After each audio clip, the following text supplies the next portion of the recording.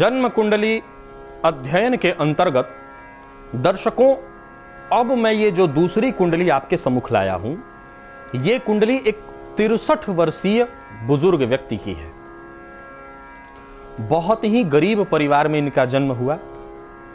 अपनी मेहनत के बल पर इन्होंने पढ़ाई तो बहुत नहीं करी, अपना विकास किया, भाई को पढ़ाया, बहनों की शादी कराई, यानी पिता का वो सारा कर्म। हालांकि इनके पिता और माता दोनों जीवित रहे, अब तो ये खुद ही बहुत बुजुर्ग हो चुके हैं, लेकिन जैसा कि इनका कहना था कि ऐसा नहीं था कि मेरे माता पिता नहीं थे, पर पिताजी कुछ बहुत बेहतर नहीं करते थे।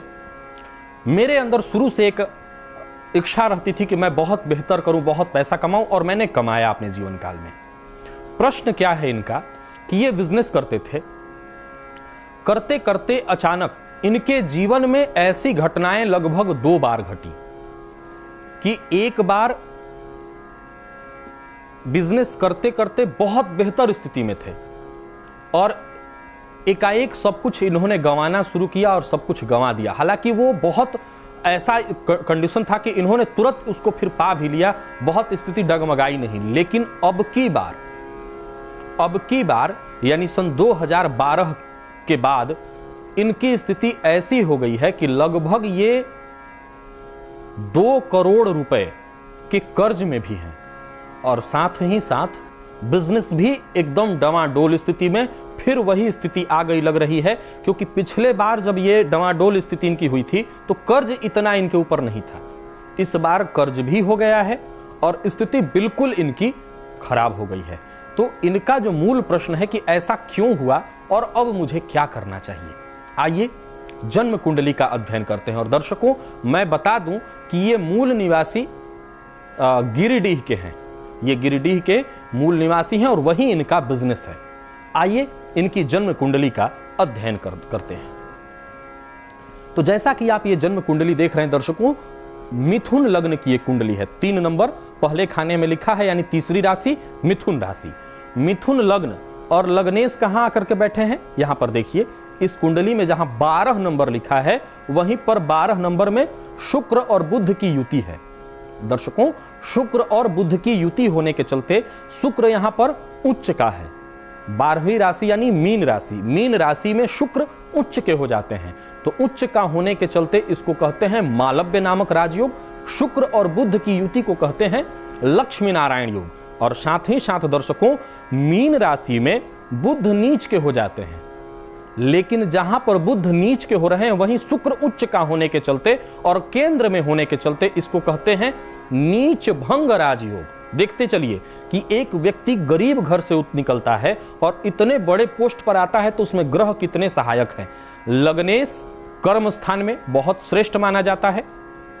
फिर इसके बाद शुक्र बुध का लक्ष्मी नारायण योग, लग्नेश का नीच भंग राजयोग, मालव्य नामक राजयोग। 3 राजयोग तो यहीं पर सिद्ध हो गया। अब आगे देखिए, लग्न में दर्शकों चंद्रमा बैठे हैं और साथ ही साथ एक और चीज आप जरा गौर से देखिए, इस कुंडली में जहां पर ये 1 नंबर आप देख रहे हैं, यही है कुंडली का एकादश स्थान। 1 नंबर में कौन बैठा है, तो गुरु और सूर्य। गुरु और सूर्य, सूर्य 1 नंबर यानी मेष राशि में उच्च के हो जाते हैं। ज्योतिष शास्त्र कहता है कि पूर्व जन्म कृतम पुण्यम। ऐसे लोग जिनकी कुंडली में, यहां आप अपनी कुंडली को देखिए, अगर सूर्य यहां पर बैठा हुआ है, यहां अंक कोई भी हो, जैसे इनकी कुंडली में 1 नंबर में सूर्य है तो ये बहुत बली हो गया है। 1 नंबर यानी मेष राशि में सूर्य उच्च का हो जाता है तो ये बहुत बली हो गया है। परंतु अंक यहां कोई भी हो, अगर सूर्य यहां पर एकादश स्थान में बैठा होगा तो ऐसे जातक को जीवन पर्यंत धन की कमी महसूस कभी नहीं होगी। पैसे आएंगे चले जाएंगे अलग विषय, खर्च होंगे अलग विषय, परंतु जब जितने पैसे की आवश्यकता पड़ेगी उस व्यक्ति का कार्य पूर्ण हो जाएगा। तो वो इनकी कुंडली में एक प्लस पॉइंट, यहां पर सूर्य बहुत श्रेष्ठ माना गया है। सूर्य का यहां होना बहुत अच्छा है, या कोई भी पापक ग्रह यहां पर हो वो बहुत अच्छा है। आगे देखिए, इनकी कुंडली में मंगल, जहां पर ये कुंडली में 7 नंबर लिखा है, मंगल और गुरु आमने सामने, इसको परिजात योग, और सूर्य मंगल का आमने सामने होना पराक्रम योग।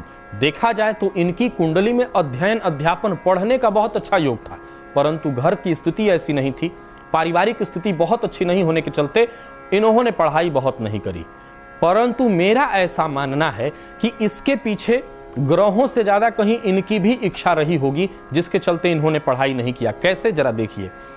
लग्न में अगर चंद्रमा बैठा हो, आप अपनी कुंडली में देखिए, अगर लग्न में चंद्रमा हो या चंद्रमा की राशि हो, तो जातक थोड़ा सा आलस्य वाला प्रवृत्ति का, पढ़ाई में उसका मन कम ही लगता है। परंतु मूल सवाल इनका यह है कि मेरे साथ ऐसा क्यों हुआ, मैं सब पाया और सब गंवा क्यों दिया, और कर्ज, इतना बड़ा कर्ज मैं क्या उतार पाऊंगा। उम्र अब 62 वर्ष की हो चुकी है। हालांकि इनकी फैक्ट्रियां अभी चल रही हैं, जिन जिन चीजों का इन्होंने बिजनेस कर रखा है वो सब कुछ चल रहा है, लेकिन स्थिति बहुत अच्छी नहीं है। तो आइए सबसे पहले इस सवाल का जवाब दे देते हैं।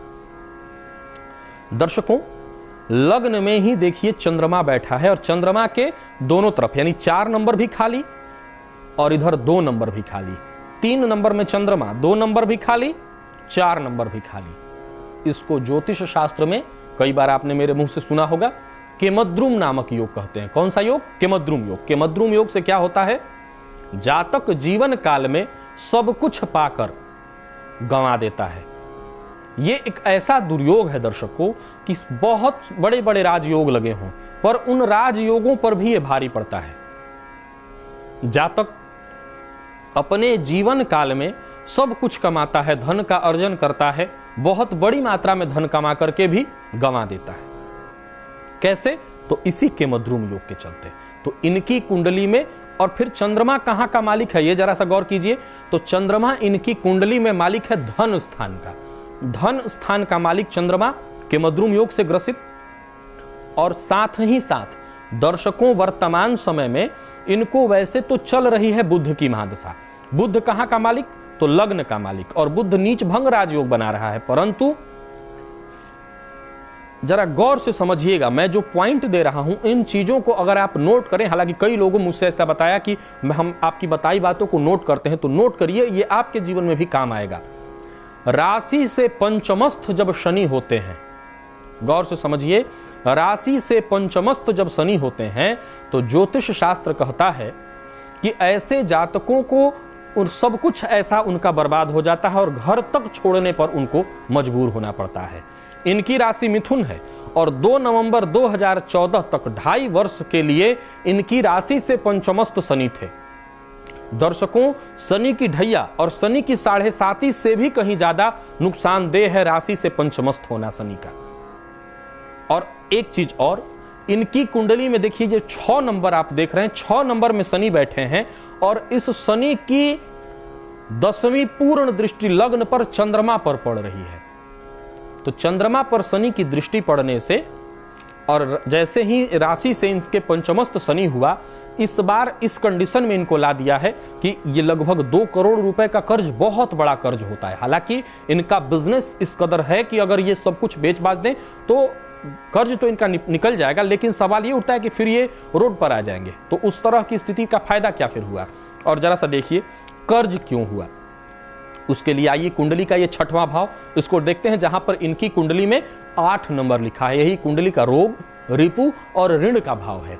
तो 8 नंबर का मतलब दर्शकों, मैंने कई बार आपको बताया है कि ये वृश्चिक राशि, और मंगल या तो यहां पर मेष राशि हो, वृश्चिक राशि हो, मंगल यहां बैठा हो या मंगल कहीं से भी इस घर को देखे, तो ऐसे लोगों के ऊपर अगर जीवन में कर्ज आ जाए, कर्ज हो जाए, तो उतारने में बहुत दिक्कत होती है। आप भी अपनी कुंडली को देखिए और इस चीज को ढूंढिए।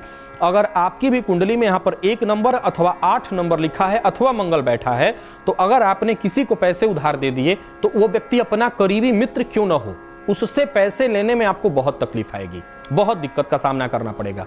या आपने कर्ज एक बार ले लिया तो उसमें से निकलने में, उस कर्ज से निकलने में बहुत दिक्कत आएगी। वो इनके साथ भी हुआ।